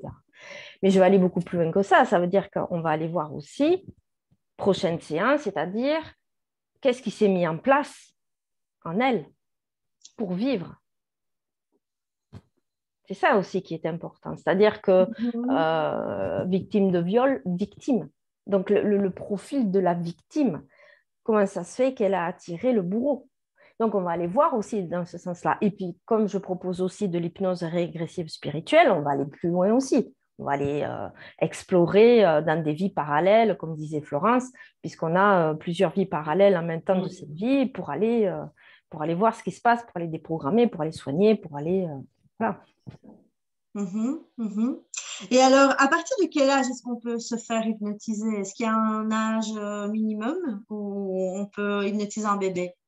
Non, moi je dirais... alors, il y en a qui pratiquent l'hypnose pour enfants. Moi-même, avant d'être hypnothérapeute, je travaillais avec des enfants et je les amenais dans un état imaginaire, hein, dans un état modifié de conscience à travers le dessin, par exemple. Voilà. Il y en a qui pratiquent l'hypnose pour enfants. Après, moi, je dirais que l'hypnose à partir de l'âge de 16 ans. Oui. Oui, je pense à cette question justement pour empêcher l'addiction de s'installer. Hein. Après le trouble émotionnel ou le traumatisme, empêcher justement l'addiction de s'installer à l'état adulte et donc hypnotiser déjà directement l'enfant qui a souffert ou qui a, pourquoi pas, c'est une idée, je ne sais pas. J'ai accompagné des adolescents qui étaient déjà addicts. Hein. J'ai accompagné des adolescents, voilà, les réseaux sociaux, les portables. Encore plus maintenant. Hein. Coupés de leurs parents, enfermés dans leur chambre, qui ont été aussi victimes d'harcèlement à l'école. Enfin, oui, donc ça commence tôt, hein, l'addiction. Oui. Ça commence tôt. Moi, j'ai commencé, j'avais 5 ans, donc ça peut commencer très tôt. Et oui, pardon. Oui, je dis que moi j'ai pu accueillir des jeunes dont les addictions avaient commencé, je ne dirais pas à la naissance, mais voilà, les services sociaux les repéraient à l'âge de 3 ans. Donc voilà, et là, c'est directement en lien avec les troubles du lien dont parlait Sophie, quoi. Et oui, tout à fait. Les troubles du lien on sait maintenant que ça peut commencer à intervenir dans les 3 derniers mois de grossesse même. Tout à fait. C'est pour ça que je te demande s'il y a un état minimum pour pouvoir hypnotiser un enfant ou si on peut le faire directement quand on se rend compte justement qu'il y a un problème. Alors, des conseils, Sophie, comment trouver un bon hypnotiseur? En tout cas, je suppose qu'il faut une relation de confiance avec la personne. Comment bien le choisir? Et les recommandations, parce qu'il y a beaucoup de personnes qui s'auto-hypnosent. Est-ce que dans le cas de l'addiction, c'est réalisable ou pas? Quels sont tes conseils? Alors, pour parler de l'auto-hypnose, parce que c'est ce qui me vient maintenant, je mets un petit bémol. L'auto-hypnose, c'est bien. Hein. Je pratique aussi l'auto-hypnose. Mais attention, j'ai eu affaire déjà à des patients qui étaient tellement dissociés. Alors, dissociés, la tête là-haut, ils sont jamais revenus, quoi. Donc, elles ont fini par me dire qu'elles s'auto-hypnotisaient et j'ai dit, attention, vous êtes déjà dissociés. Moi, j'ai donné un conseil, arrêtez. Parce que ça vous fait plus de mal qu'autre chose. Et c'est vrai qu'elles étaient complètement coupées d'elles-mêmes, coupées de leur corps, coupées de leurs émotions, de leurs ressentis, tout ça. Donc l'auto-hypnose, trop d'hypnose, c'est pas bon non plus. Trop d'accès à l'inconscient, c'est pas bon non plus. Mais non, en plus, par exemple, la dernière personne à qui j'en ai parlé, justement, elle n'avait pas conscience. Elle pensait se faire du bien. Alors sur le moment, ça lui a fait du bien. Mais à force de répéter, elle me disait, je pars. Mais je dors, en fait, je pars. Et je ne me souviens plus. Et j'ai dit, oui, mais attention. Alors, c'est vrai qu'après, en discutant, elle a pris conscience que le problème, c'est qu'elle était complètement désincarnée. Et attention, il y a des personnes aussi qui partent en voyage astro et qui mélangent un peu tout. Hein. Donc, il faut bien préciser la différence, justement, au niveau des ondes, comme tu l'expliquais bien tout à l'heure. C'est ça. L'auto-hypnose, c'est bien.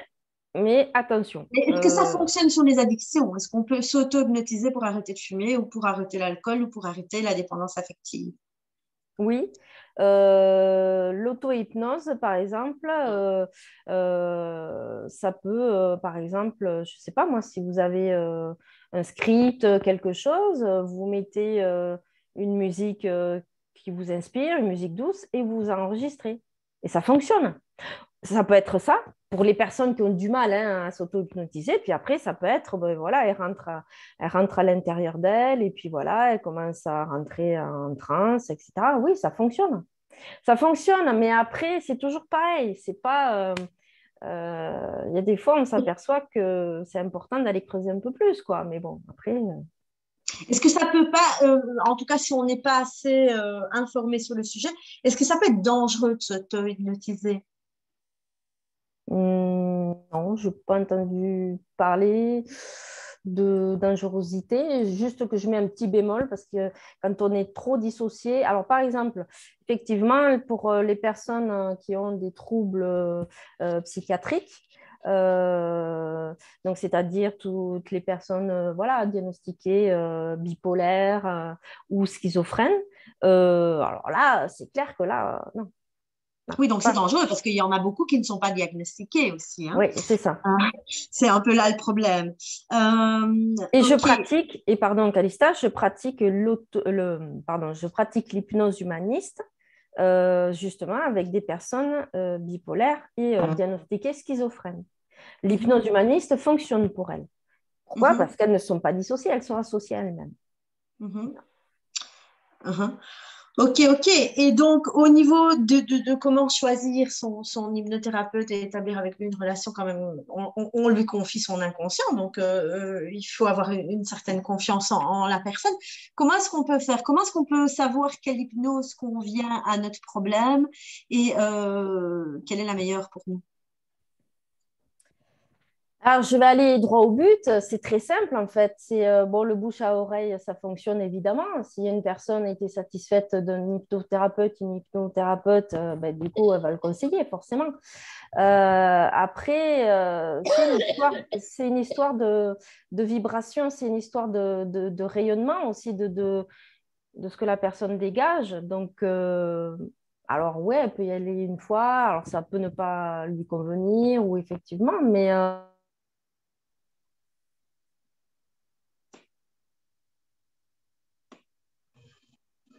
à ma spécificité, moi j'ai des nouvelles personnes qui ne m'ont jamais vue, qui passent dans la rue, qui ont vu ma plaque et elles ont vu mon nom et elles m'appellent, elles ont pris rendez-vous.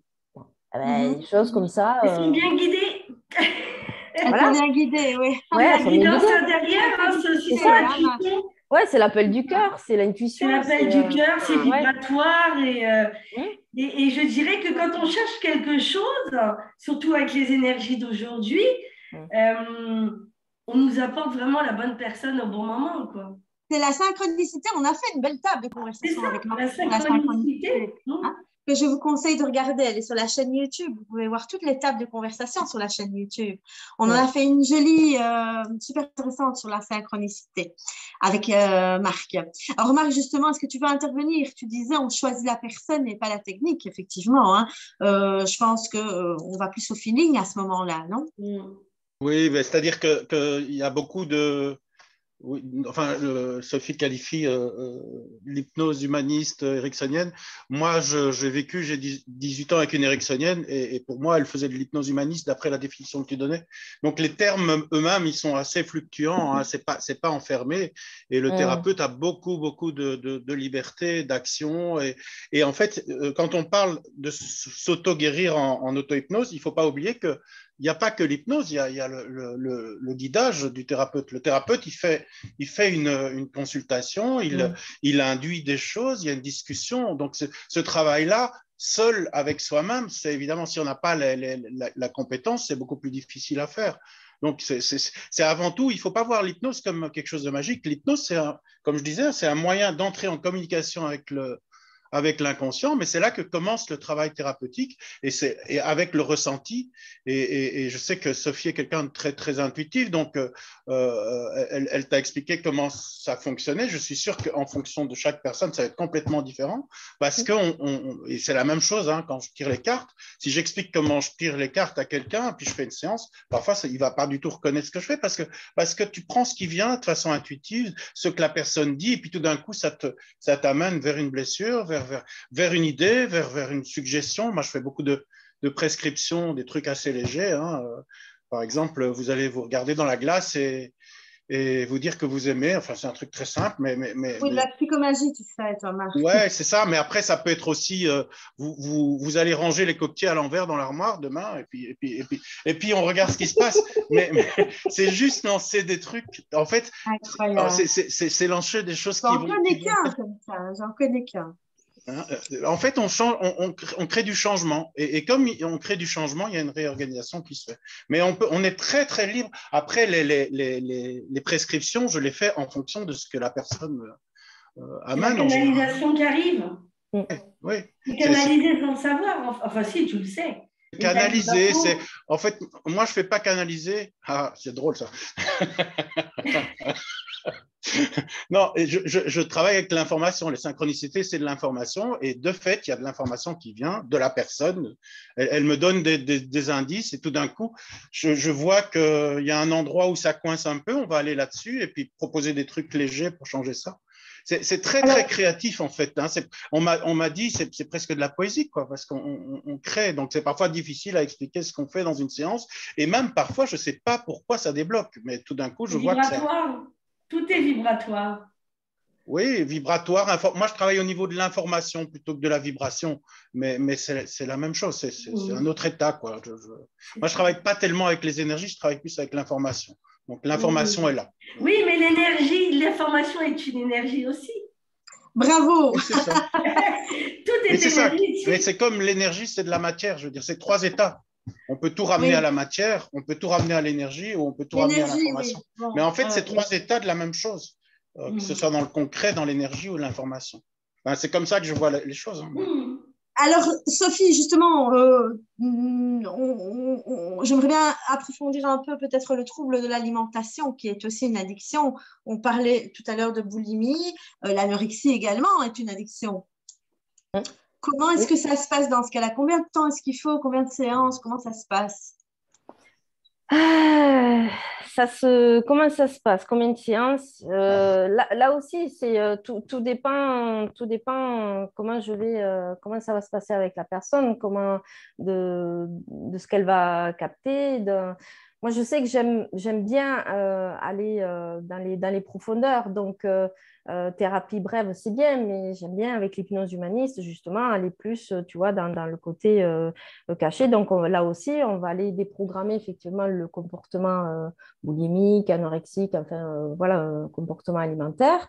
Et là, forcément, la personne, elle va aller guérir, elle va aller transformer ses archétypes intérieurs, ses blessures, ses surcharges émotionnelles liées à papa, à maman pendant l'enfance, etc.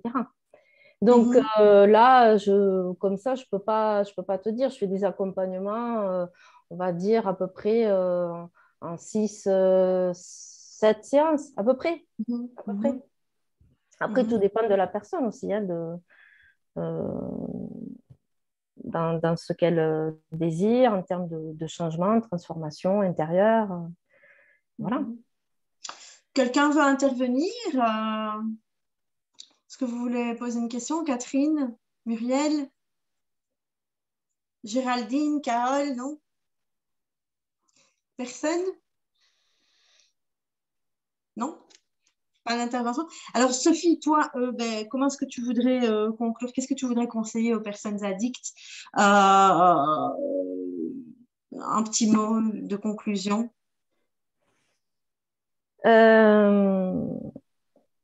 Que de ne pas se juger, en fait. Je veux dire, quand on arrive à avoir un comportement addictif, la première chose, c'est oui, déjà de pouvoir l'accueillir, de pouvoir l'accepter et de ne pas se juger. Et bien sûr, de se faire aider. Ça, c'est certain. Et que tout est possible. À partir du moment où la personne se choisit et s'engage avec elle-même, tout est possible. Et je suis une preuve vivante. J'en ai connu des addictions, de la dépendance affective. Donc, moi, aujourd'hui, je suis une autre Sophie. Donc, si moi je le fais, bah, pourquoi pas vous aussi si vous le choisissez. Et tout est possible, quoi. Voilà. Et ensuite, surtout, de ne pas se juger, ça c'est super important. D'accepter ses ombres comme ses lumières, d'accepter ses défauts comme ses qualités. C'est très difficile parce que très souvent, l'entourage juge. Et donc, on se sent en permanence, l'entourage, le travail, la famille, les amis, en permanence critiqués. Et donc, c'est très difficile de rester neutre à ces critiques.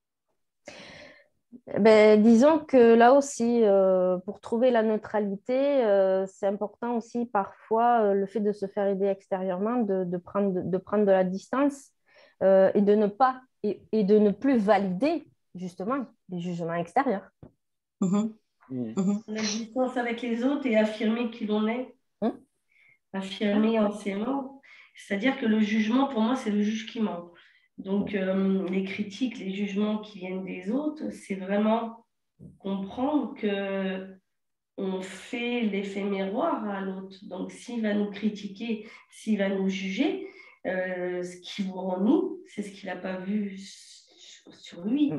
Et qu'en prenant ce recul, on apprend à s'aimer en comprenant qu'on est tous différents, qu'on a tous des façons d'agir différents, mais que l'autre ne fait que l'effet miroir. Prendre ce recul total. Prendre ce recul total avec les gens et sortir de ce jugement.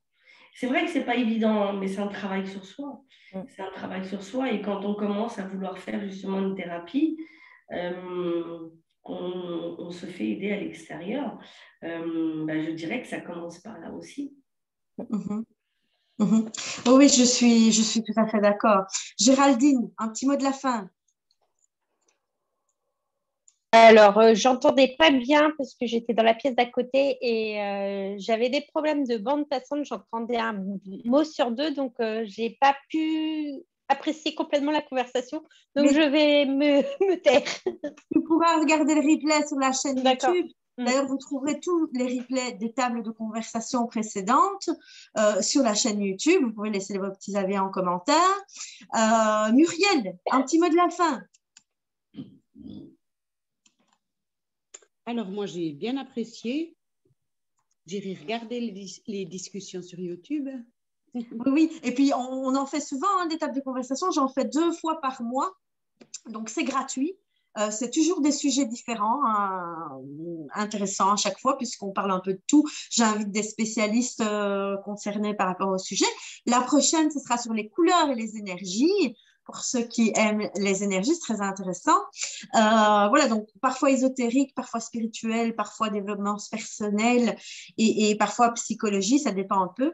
Mais ça reste toujours quand même dans le domaine de l'ésotérisme et du bien-être. Donc, je vous y invite. Beaucoup d'événements aussi, des conférences. Oui. Vous êtes en France, là? Moi, je suis en Espagne, en Andalousie. Ah, ok. Ah, d'accord. Moi, je viens de Suisse. Oui, moi, je vis en Andalousie. Catherine, un petit mot de la fin. Et moi, j'ai beaucoup apprécié la présence de Carl Jung derrière tout ça, parce qu'effectivement, il s'agit de se soigner, mais également d'apprendre à mieux se connaître pour devenir qui on est. Et ça, je pense que c'est le parcours d'une vie. Et effectivement, il y a l'ouverture pour moi aujourd'hui de l'hypnose humaniste pour aller justement à la rencontre de son inconscient et pouvoir progresser. Voilà. Et sinon, mon expérience de vie, les obstacles que j'ai pu rencontrer, qui ont toujours été des tremplins, m'ont amené à ce qu'on disait tout à l'heure, à cette notion de détachement, en fait. Et voilà, je suis en train de vivre ça et c'est très, très intéressant et très reposant. Voilà.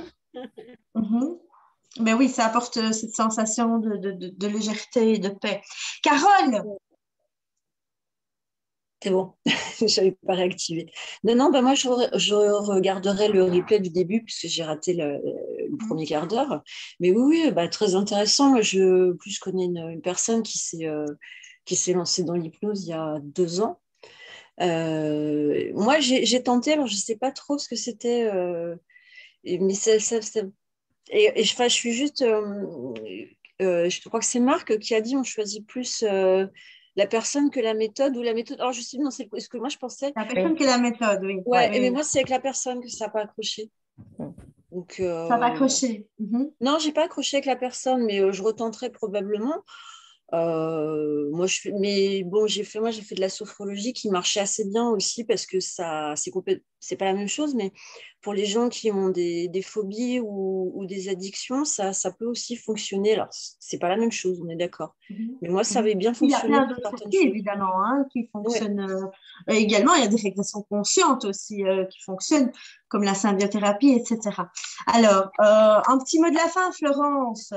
Un grand merci déjà d'avoir organisé tout ça. Un grand merci à Sophie d'avoir présenté tout ce qu'elle fait.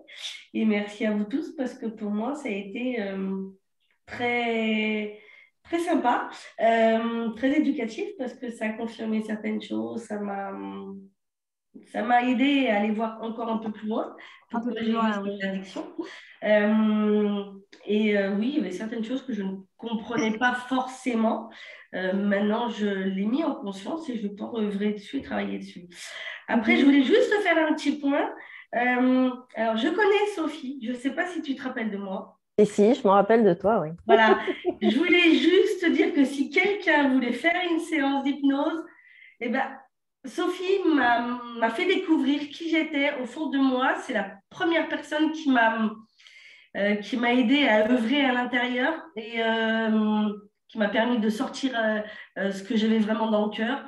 Donc, allez-y vraiment avec une grande confiance. C'est la seule chose que je voulais dire. Voilà. Mais voilà, et justement, Sophie, alors où est-ce qu'on peut te trouver? On va faire un petit rappel. Où est-ce qu'on peut te trouver? Comment on peut te contacter? Donc, tu vas nous laisser tes coordonnées ici dans la discussion, mais où est-ce que tu te trouves alors?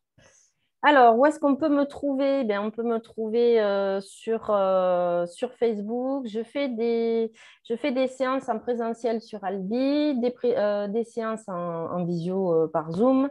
Voilà, vous pouvez me trouver sur Instagram. Vous pouvez me trouver, peut-être que j'oublie.